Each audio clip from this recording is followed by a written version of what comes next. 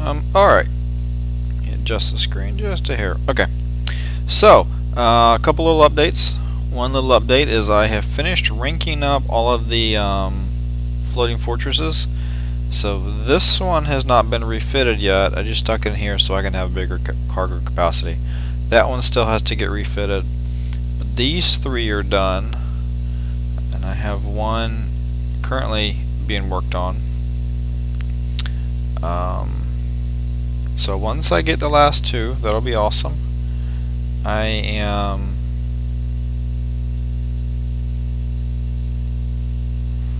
want to research this before too long.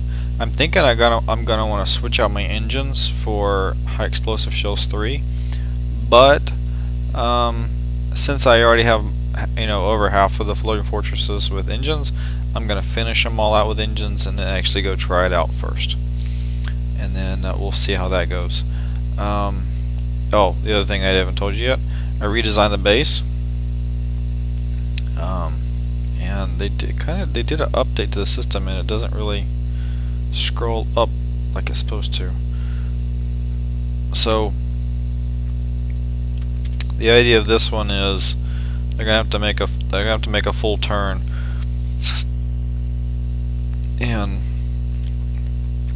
so what this is gonna be is gonna be a flak, a bombard, that'll be another howitzer. Then we'll keep two mortars, slide loaders. I think I started the slide loader. That's probably slide loader 2. Yep.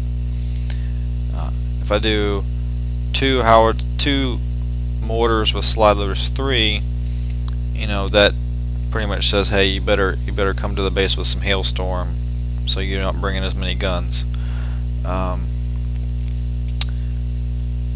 The thing is that the mortars, the flaks, and the bombards right now are all level 3s. I don't have 4s for those.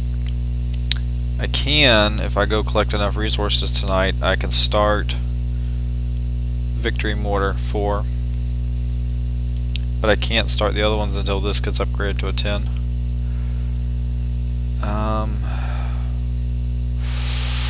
So they'll have to come in here. This is the concept, right? They come in here. This is a howitzer. They're gonna have to stop about here. Be shooting with mortars or missiles. If they're shooting with mortars, having a double bombard should help a lot.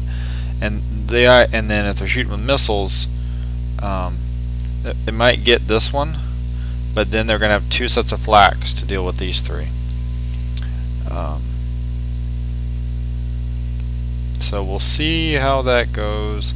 This is really a don't let you shoot at these to burn clock, right? So that's really the thought process on that one. And then if it's that's the other thing I plan on doing is the specials for the bombards and the flaks. I'm going to use this. I'm going to use the explosive panels, because if go into it, the explosive panels, they protect you from mortars and rockets. So if you came in here with a missile fleet, could you, or let's say a mortar fleet, right? Could you take out this one and with splash sort of take out the majority of this one, eventually kill this one with a bunker buster, or actually kill this one with a bunker buster before you actually start shooting, so you only have one bombard to work with, and as you're shooting this one you're starting to kill this one, and then you finish killing that one before you work your way on. And then if you did that, then you just work your way through.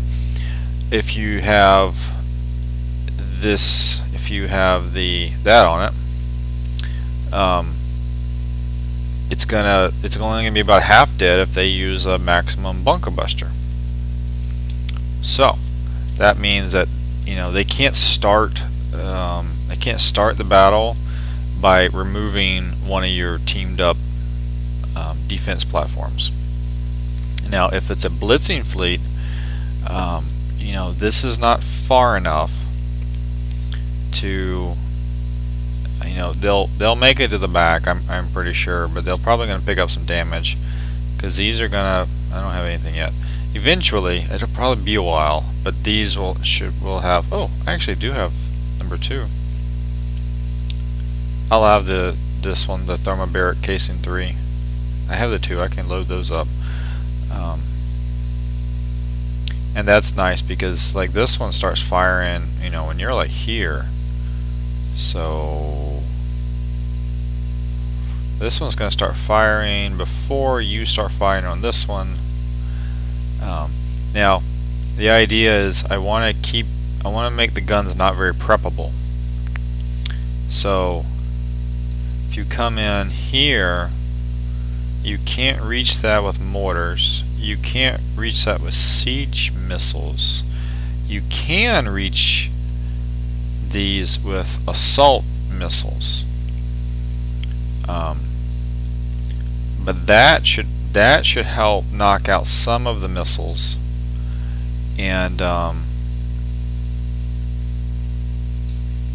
you're unless you just go in real fast, you're going to be doing a lot of damage to these, which are going to count towards the 25%.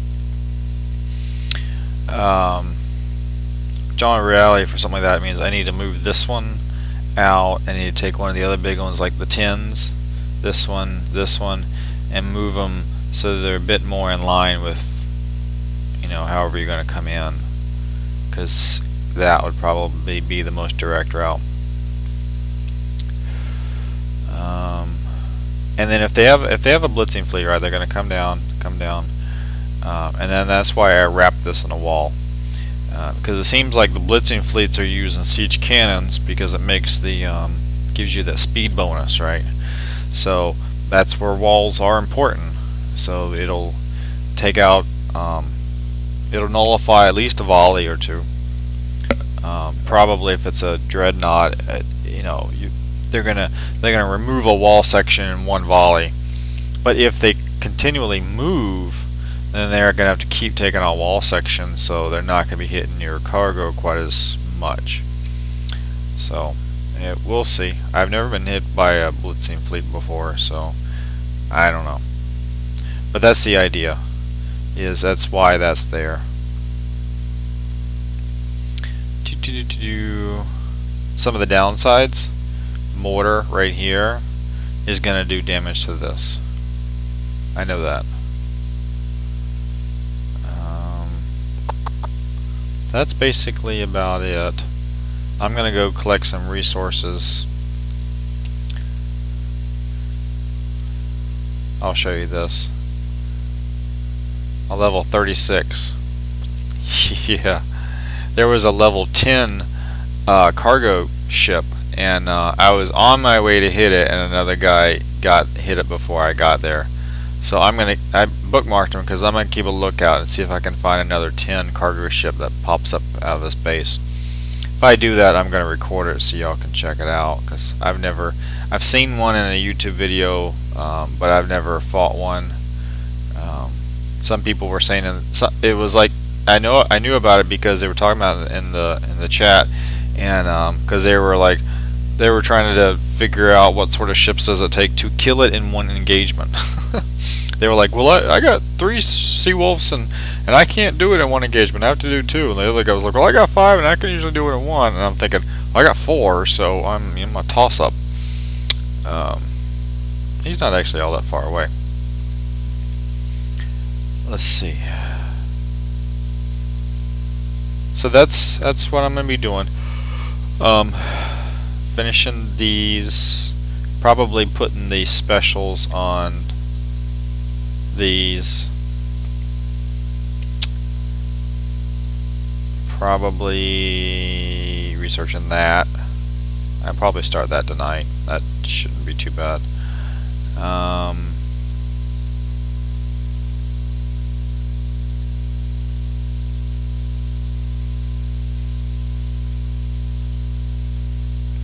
That still has a couple days.